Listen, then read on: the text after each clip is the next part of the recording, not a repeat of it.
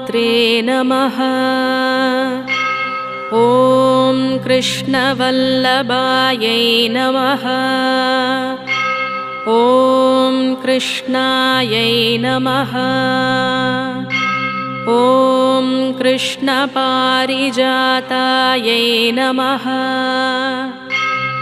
ॐ कृष्णप्रियायै नमः। ॐ कृष्णरूपायै नमः। ॐ कृष्णप्रेमविवर्धिन्यै नमः। ॐ कमनीयायै नमः। ॐ कल्याण्यै नमः।